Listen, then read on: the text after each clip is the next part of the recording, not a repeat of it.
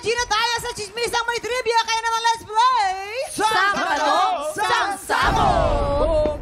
Ang alay natin, ito na ang nag-isang Michelle Cruz! Go! Cheryl, magpapasabog ka na ba? Magpapasabog na! Halak ka! Ay, nabubuhay ang Das Entertainment! Oo nga. Nakakaloka. Talaga nakakaloka din na sobrang lapit. Oo, sana ibalik uli yung mga gano'n na yung mga Mga Das dads, Entertainment. yung live show ng acting, dancing. Oo, impromptu na Impromptu. actingan. Tapos may laban na kayo tuwing Saturday. Oo. Oh, wag na kayong ito na, inip na si Michelle. Gustong-gusto na niyang ma-experience to. Ito na kanyang isang tanong. Sang Sabog! Anong pagkain ang minsan nang naging dahilan ng pagkaka-ospital ni Bobby Andrews? Aha. A. Spicy chips. Or B. Spanish-style sardines. Ay, alam ko yan. Kadiri. Is Ano? spicy chips. Yes. Kamukha yan ng tatay ko eh. Papa Ibe, shout out. Ayan, spicy chips kasi kaalmo ko yan. Oh, Kaalmo. ano yun? Almoranas. Alma.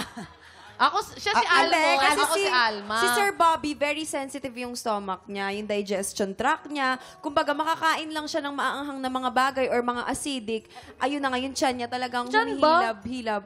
Nako, alam mo Kapatid ba? mo. Oo. Spanish sardines. Bakit, Mayor? Kaya siya na hospital latinik eh. Natin eh.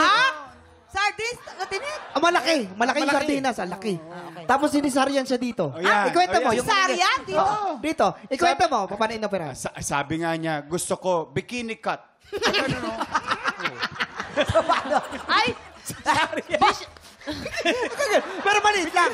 Maliit lang. Maliit lang. Bikini ka niya. Nakakaloka yung bikini cut Kasi talaga. pag gano'n, alakdan. Alakdan eh. Pero syempre, ikaw pa rin ang magde-decide kung ano magiging kasagutan mo dyan. Parang naniniwala ako dun sa mga girls. Sorry. Spicy chips. Spicy chips! Tingnan Ano? natin. Kabog or sabog in... 5, 4, 3, 2, 1. I told ya. Ika nga, bumili daw siya ng kanyang paboritong spicy chips ng isang box. At yun ang naging dahilan ng ospital siya ng 2 weeks. Galing Isang Japan. box naman pala, Bobby. Ano ka ba Kasi naman? Ano ba naman yan? At dahil dyan, ito ang iyong pangalawang sang tanong. Sang Sabog! Anong musical instrument ang kayang tugtugin ni Joe Berry? A. Ukulele or B. Flute? Ukulele. Talaga? Kasi yung ukulele, medyo kaya niya eh. Medyo pag ginaano niya. May size. Oo, Same. may size kasi yung ukulele. Pag gitara kasi, baka hindi niya maabot. Yeah. Kaya ukulele ng ina niya. Naniniwala Dati ako kasi nag-violence siya. Violin! Ayun, naging ano siya, violente. Kaya ayaw niya na.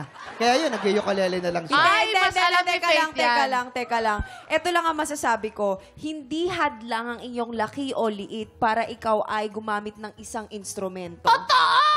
ba't kayo galit? Hindi ako galit. nag-explain Alam lang. mo, authoritative. At saka ang favorite niya talagang pulut. Anong pulot? Pulutan? Pulut. Kasi, Anong kulay ng flute? di, Blue. Nagtatawanan na sila. ganun yun. Natatawa kayo sa kalokohan nyo. Hindi, flute kasi si Ate Jo Berry, isa din siyang diver. So, talaga? yung paghinga niya talagang malalim. Ah. Kaya kung Wala po silang alam. magagamit niya yun. Wala po yung alam. Sa akin lang din kung kopya yung mga classmates ko. Nagtatanong si Michelle doon sa mga kapitbahay natin. Sa mga room 4 pala kayo, mga Kasi mga valedictorians kapitbahay namin pala chismosa, kayo. wala ding alam yan. Kung Ukulele. kopya lang sa akin, pulot yun. Pulot. Yes. Para.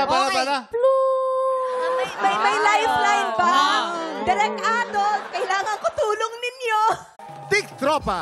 Pinanood mo hanggang sa dulo itong video na to? Very good ka! For more happy time, watch more TikTok Clock videos on our official social media pages and subscribe to GMA Network official YouTube channel.